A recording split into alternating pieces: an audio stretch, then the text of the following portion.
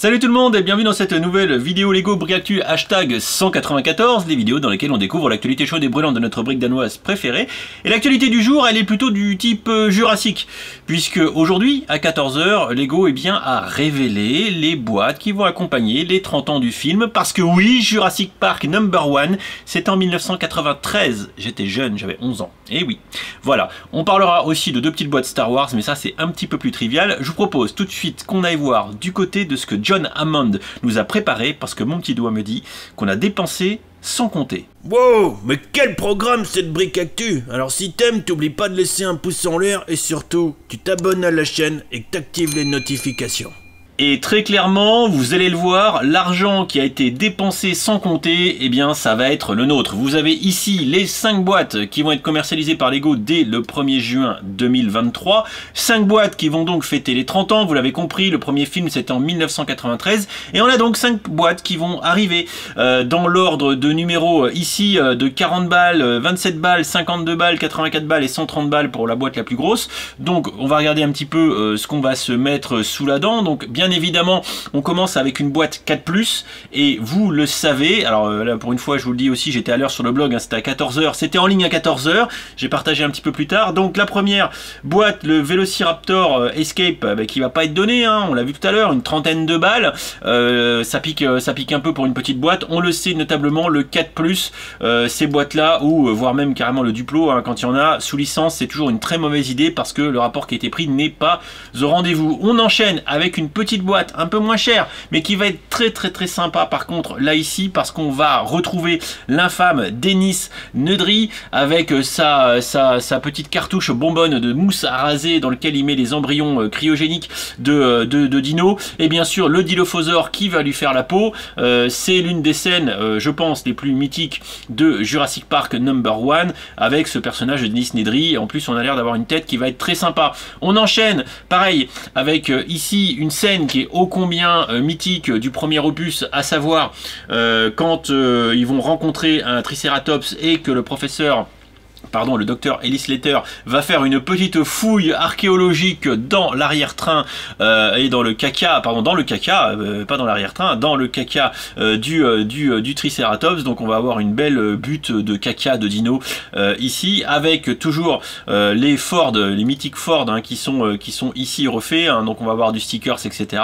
Voilà, hein, il faudra regarder si on se rapproche un peu, je les ai derrière moi, de ceux qui avaient été faits, et j'ai l'impression que ça y ressemble pour du coup le set T-Rex, celui du T-Rex, hein, qui est derrière moi.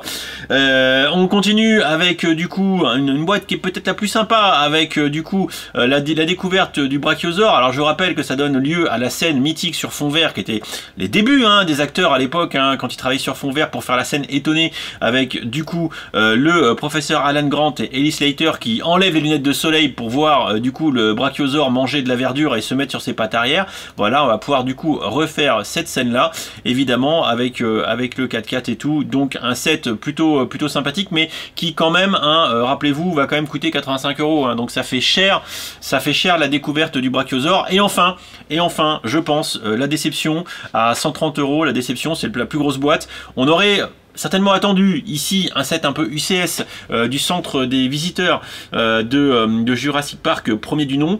Alors oui, on a une palanquée de mini-figurines, j'entends, mais bon, clairement je pense rien que déjà quand on voit ici le T-Rex, bon c'est des moules existants, donc il n'y a pas de nouveauté de ce point de vue là. Et concrètement, on est ici face à un playset qui me semble franchement assez peu fourni, et il est à présager que le rapport qualité-prix de cette boîte va être claqué au sol. Ah mais oui, mais ils ont dépensé sans compter, avec notre argent, voilà, c'est ça le souci.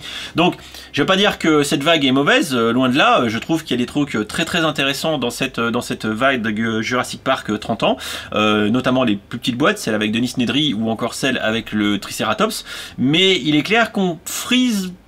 On n'est pas loin de l'échec, hein, tout comme les Jurassic Park qui, tous autant qu'ils sont, ont été des échecs industriels, hein, voilà, désolé John Hammond, et peut-être même que tu vas conduire à l'apocalypse sur Terre grâce à tes travaux, mais au-delà de ça, le set le plus grand, hein, je rappelle donc celui-ci, effectivement, je pense que le rapport qualité-prix ne sera visiblement pas au rendez-vous. Rapidement, une autre petite news autour de cette Star Wars que j'ai pas mis, j'étais parti pour la mettre sur le blog, mais en fait non, voilà, j'ai pas le temps, enfin, ou je vais peut-être m'en occuper, je vais voir ce soir si j'ai le temps, rapidement de faire un petit billet. Voilà, donc du coup, 2 sets autour du Mandalorian, pour ceux qui sont fans de la série, moi je suis à l'arrache, je suis en retard, donc je ne connais pas ce vaisseau du pirate Snub Fighter, mais William disait qu'il y a au moins eu un beau travail inédit sur les figurines, ce que je peux bien constater, évidemment, et ensuite, ce qu'on pourra dire, c'est qu'on a également un petit microfighter. Alors pour l'instant il n'y a pas la boîte du set, hein, mais donc voilà, donc le chasseur N1 du Mandalorian en mode microfighter, hein, pour ceux qui ont la collectionnite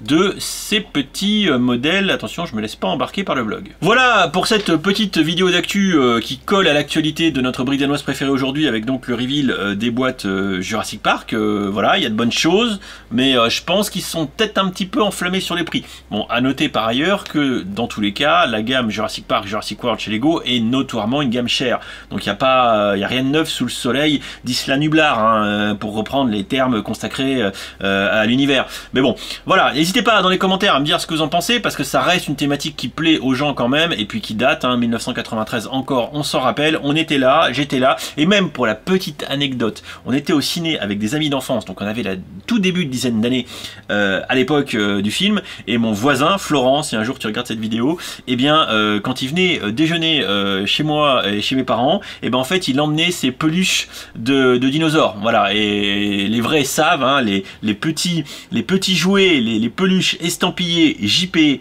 pour Jurassic Park d'époque de 1993, bah, je peux vous dire qu'il y en a qui les chinent en brocante, hein, celle-ci. Eh bien oui, ils venaient manger, et en fait ils faisaient des tartines pour les dinosaures. Et quoi, tu veux pas manger la tartine? Bon bah je vais la manger à ta place. C'était Caviar, mon Fluffy, je te fais des bisous, et je vous en fais à tous également, et je vous dis à très vite pour de prochaines aventures sur YouTube ou sur Twitch. Ciao ciao.